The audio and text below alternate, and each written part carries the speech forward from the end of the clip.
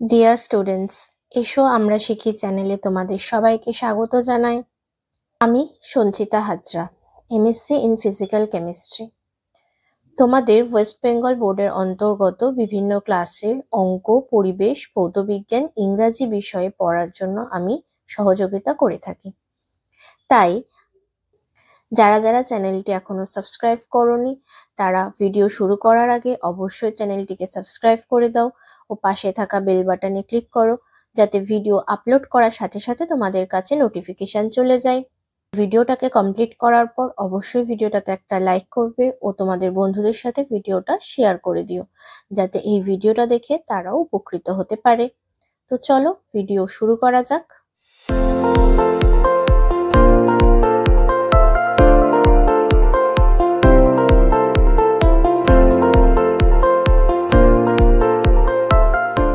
আজ আমরা পড়ব ক্লাস 4 এর উইংস এর পার্ট 2 এর পার্ট 1 এবং পার্ট 2 এর লেসন 5 অবধি আমাদের অলরেডি কমপ্লিট করা হয়ে গেছে। সেই ভিডিও আমার চ্যানেলে আপলোড করাও রয়েছে। তোমরা যারা যারা দেখোনি তারা অবশ্যই ডেসক্রিপশনে থাকা প্লেলিস্ট থেকে দেখে নেবে। আজ আমরা সলভ করব লেসন 6। লেসন 6 এর অ্যাক্টিভিটি 6 অবধি আমাদের অলরেডি কমপ্লিট করা হয়ে গেছে, সেই ভিডিও আপলোড হয়ে গেছে। তোমরা কিন্তু অবশ্যই ডেসক্রিপশনে থাকা প্লেলিস্ট থেকে দেখে নেবে। আজ সলভ করব অ্যাক্টিভিটি 7 থেকে। চলে এলাম অ্যাক্টিভিটি 7 এ। অ্যাক্টিভিটি 7 এ বলেছে fill in the blanks with appropriate words by choosing from the basket one is done for you. এই যে এখানে বাস্কেটে ওয়ার্ড দেওয়া রয়েছে, এই ওয়ার্ডগুলোকে বসিয়ে আমাদেরকে এটা ফিল আপ করতে হবে। আচ্ছা, এইগুলোর মানে কিন্তু তোমরা এর আগের ক্লাসে যে ওয়ার্ড্রপ পড়িয়েছিলাম ওখানে কিন্তু সবগুলোর মানে তোমরা কিন্তু পেয়ে যাবে। তো সেখান থেকে তোমরা মানেগুলো দেখে নেবে, আমি শুধু কোনটা কোথায় বসবে সেটা লিখে দিয়েছি। দেখো, প্রথমে একটা করে দেওয়া আছে, the boy boarded the bus, the little girl clutched the doll in her hands, the old man stumbled, the cat chased the mouse, the little girl trembled in fear when he saw a horror movie, the bird escaped from the cage. ঠিক আছে, next activity 8 এ বলেছে যে feel in the blanks with appropriate words from the wardrobe. তাহলে সেই ওয়ার্ড্রোবের কথাই আসছে, কিন্তু সেখান থেকে ওয়ার্ড বসাতে হবে। এখানে ফার্স্ট কি করেছি, it was raining heavily and the boy clutch the umbrella tightly, the police chase the thief. আচ্ছা, এই সব কিছুর মানে কিন্তু সেই সেম ওয়ার্ড্রোবে কিন্তু তোমরা পেয়ে যাবে। The boy was running breathlessly through the field to catch the ball, I trembled in cold after I reached the hilltop, I gave a beautiful doll to my dearly cute little sister. Piku never hesitated to ask question to her teacher. Next রয়েছে rhyming word, এটাও তোমরা কিন্তু দেখে নেবে। আমি আর পড়ে শুধু শুধু এটা সময় নষ্ট করব না।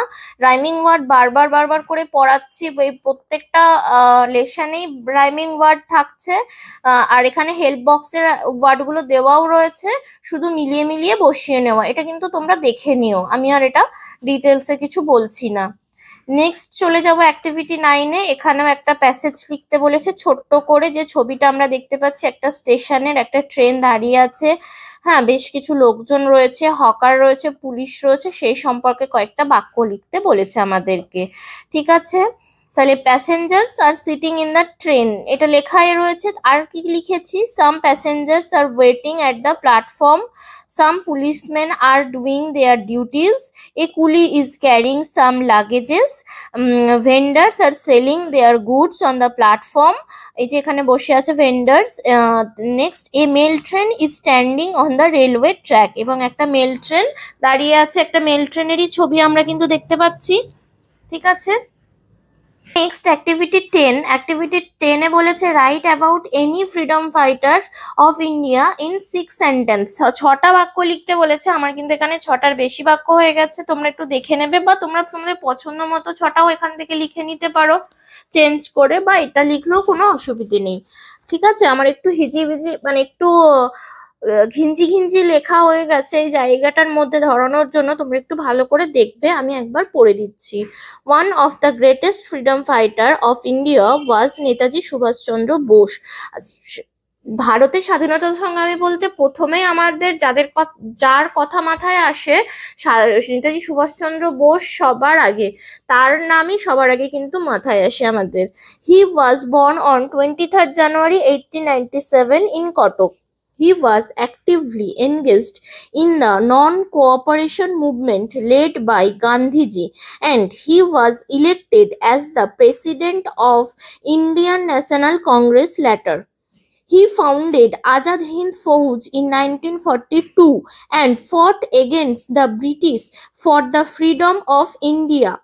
To inspire the people of India in freedom fighting, he gave slogan like Joy Hind, give me blood, এখানটা ধরেনি বলে বাকিটা দেখো ওপরে লিখেছি, and I shall give you freedom, Dilli cholo, etc. It is a rumor that Netaji died in a plane crash in Taiwan in 1945. Next এখানে একটা passage রয়েছে যেটা আমরা পড়বো। India was in the clutches of the British for more than 200 years. Clutches মানে মুঠোয়, তাহলে ব্রিটিশদের মুঠোয় ইন্ডিয়া ছিল for more than 200 years, প্রায় 200 বছরেরও বেশি। They were very cruel, তারা ছিল খুবই নিষ্ঠুর। The Indians did not like them, ভারতীয়রা তাদের পছন্দ করত না। Indians fought for the freedom of their motherland, তাদের মাতৃভূমির স্বাধীনতার জন্য ভারতীয়রা কিন্তু যুদ্ধ করত। They did not hesitate to follow leaders like Netaji Subhashchandra Bose and Mahatma Gandhi, Netaji Subhashchandra Bose ও মহাত্মা গান্ধীর মতো নেতাদের ফলো মানে অনুসরণ করতে তারা কিন্তু হেজিটেট মানে দ্বিধাবোধ করতো না। The Indians loved their motherland dearly, ভারতীয়রা ভীষণভাবে তাদের মাতৃভূমিকে ভালোবাসত। They chase them out of the country, তারা তাদেরকে দেশ থেকে তাড়াতে চেয়েছিল। তাদের মানে কাদের কথা বলছে? ব্রিটিশদের কথা।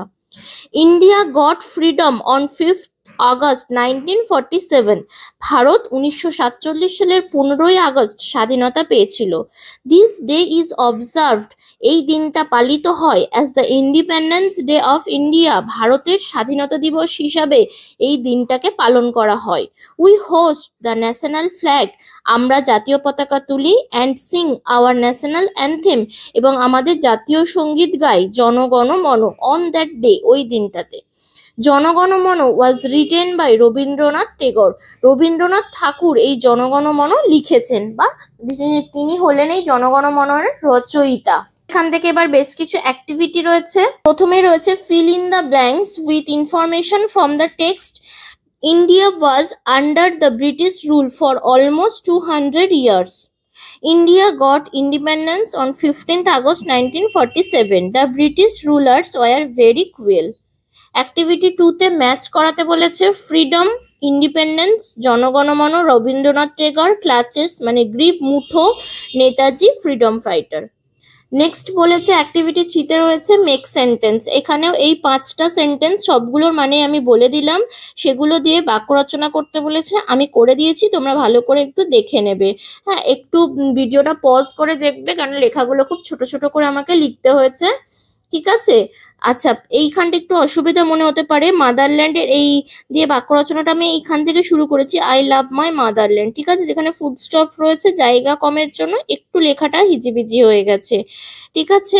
আচ্ছা, ফ্রিডম দিয়ে বাক্য রচনা করেছি, many Indian sacrifice their life for freedom, এখানে শেষ হলো। হেজিটেটটা তারপর থেকে শুরু হয়েছে, এটা কাটা। The boy did not hesitate to answer, এইটা কাটা, ঠিক আছে? এটা এখানটা ভুল হয়ে গেছিল, এটা কাটা হবে। The boy did not hesitate to answer. Next activity 4, activity 4-এ বলেছে যে এই যে হেল্প বক্সে ওয়ার্ডগুলো দেওয়া রয়েছে এই ওয়ার্ডগুলো বসাতে হবে, বসিয়ে দিয়েছি দেখো। Ruby is a singer, she sings very sweetly, বেশিরভাগ সব অ্যাডভার্ব রয়েছে। It is raining heavily, the boy is missing his mother badly, the little boy holds his mother's hand tightly while walking on the street.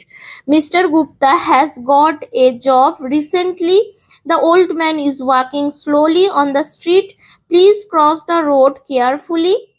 The teacher gladly accepts the proposal to go for a picnic. Ruma always rises early in the morning.